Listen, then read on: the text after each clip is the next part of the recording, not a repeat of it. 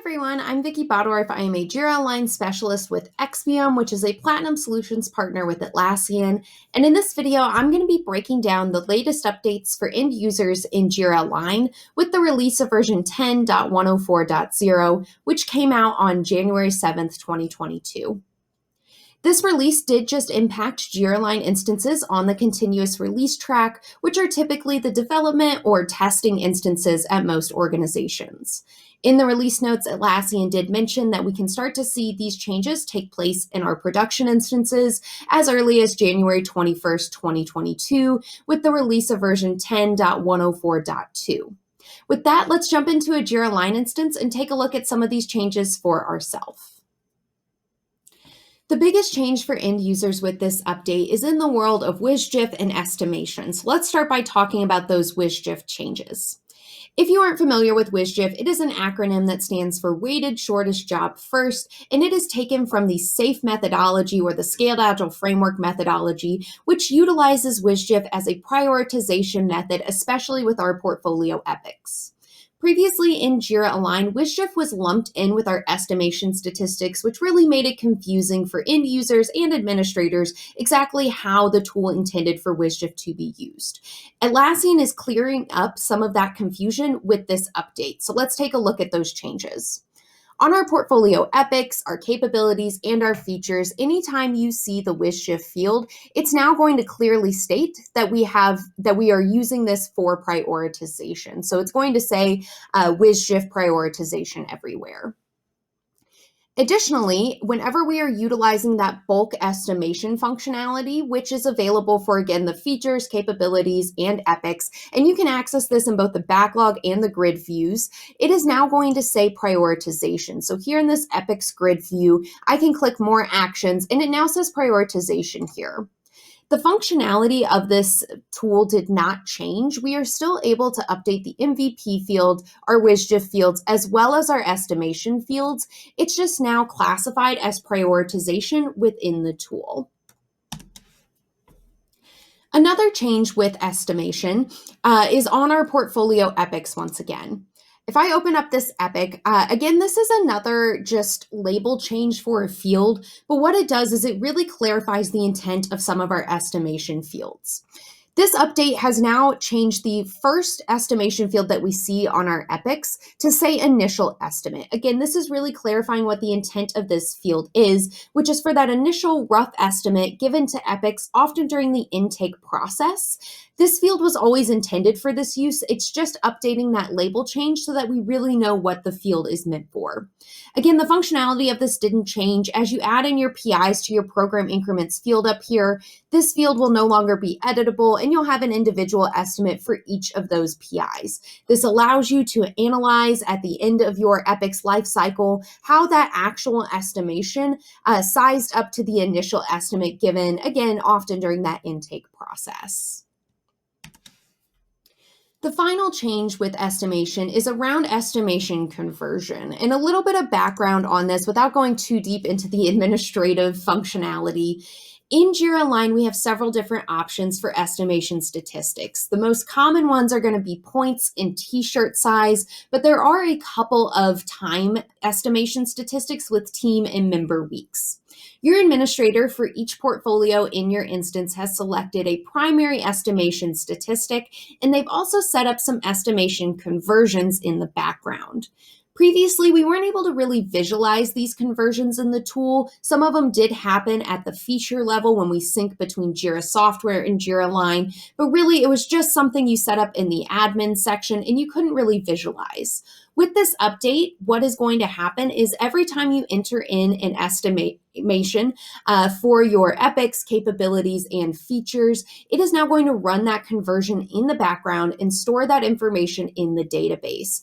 What that means for end users is you're now able to visualize multiple estimation statistics at once. As you can see here on this grid view, this is also true of the backlog view. You're able to add in multiple estimation statistics and see how they convert. Where we expect this to actually be very useful is for organizations who are starting that journey towards utilizing a single estimation statistic across their entire enterprise. That can be a very daunting journey to begin, but with this capability, you can now start to easily understand that conversion, how the different statistics compare to one another, and start utilizing that single estimation statistic across your organization. I also want to mention if you are currently using points in your instance as your primary estimation statistic, and you are used to seeing a drop down menu that has either the Fibonacci or power of two scale available, that drop down menu is going away with this update. You will be left with an open text field. Don't worry, any of your existing data will still be in that field. Just as you update it or add in new estimations, you will just have an open text field. Of course, you can still utilize these scales in your internal process. You will just need to enter in the number. This update was made to help with the syncing between Jira Software and Jira Align. Previously, if you selected the Fibonacci or power of two scale in the administration section, the tool would be running some conversions in the background whenever it syncs to Jira Software. And we would be seeing different values for points in Jira Software and Jira Align based on that scale and that conversion. Now we are going to see a one-to-one match. A point in Jira Software is a point in Jira Align. We expect this to clear up some user confusion around these scales and around that syncing, and be just easier for users overall. This release also brought several usability updates, and most of them fall in the portfolio room that we see here, specifically in this backlog widget. So if you are familiar with this view, you may already notice a couple of these changes. One of them is, again, just another label change, but clarifying exactly what we're seeing on the screen. This drop-down menu that says all work items previously stated all themes, but now with this change, it is a bit more clear what we are actually looking at in this widget here. This widget is going to show us any of our portfolio epics or standalone features that are associated with themes that are linked to anything that we've selected in our configuration bar. Now this says all work items, just giving us a bit more clarity into what we're actually viewing. If we click on this drop down, we are now going to see another update where it says all work items without a parent theme. This allows you to either visualize any work items without a theme that you intended to not have a theme, or if you expect all work items to be linked all the way up to a theme, this is going to help you mitigate any of those issues you may see in your instance. Another update is this don't see the epic you are looking for link. If you click this, it's first going to give you a reminder to look at your context or configuration bar. If you're new to Jira Align, the configuration bar is this gray bar at the top. We are able to select different slices of data from this, and it is going to serve as a giant filter across our entire instance. So this is a very important piece to remember when you are looking for certain data. If you don't see it, a lot of times the problem is with your selections in the configuration bar. This is Atlassian calling out that this is sometimes an issue and reminding you to take a look at that. If you still don't see the information or the work items you're looking for, you can click View Epic Grid here. It's going to open up a new tab. You're going to then see your epics. You can search for them and update the epic you expected to see. Come back to your portfolio room. You'll probably need to give it a quick refresh, but then you should see it here in this widget. Another usability update is on our themes. Whenever we are creating themes, which again are a work item in Jira Align, now whenever we utilize the program and program increments fields, we are actually going to see a search bar here. So if you've made themes in the past, you know that these fields have typically been very cumbersome. You couldn't search them. You had to scroll through all of the programs and all of the program increments in your instance. Now we are able to utilize these search fields for much more quick entry of these work items.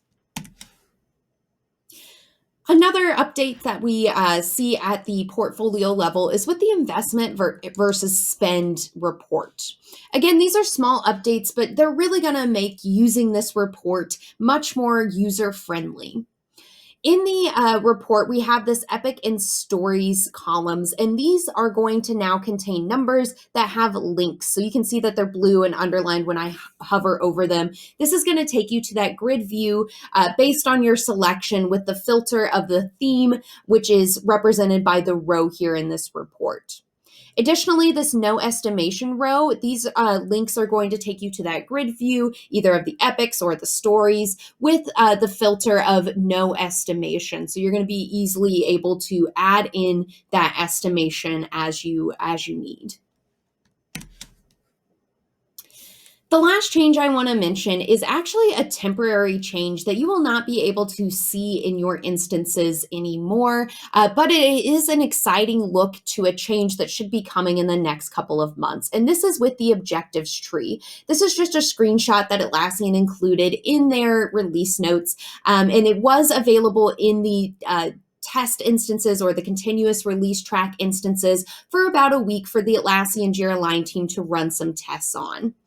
This update is very exciting as the Jira Align team has been working on these updates for about a year now. So it's exciting to see what we can expect to come to our production instances in the next couple of months. Atlassian has mentioned that they are updating some of these quick filters with some quick visualizations into our objectives that are on track, at risk, etc. They've also made some updates to our statuses that we have available, and they've pulled this functionality from their new tool, Team Central. So it's exciting to see some of these UI updates that are making Jira Align more similar to our other Atlassian cloud products that we are familiar with. So we're really looking forward to seeing these changes actually take place in the tool, as well as other changes that we expect to see along the way with objectives.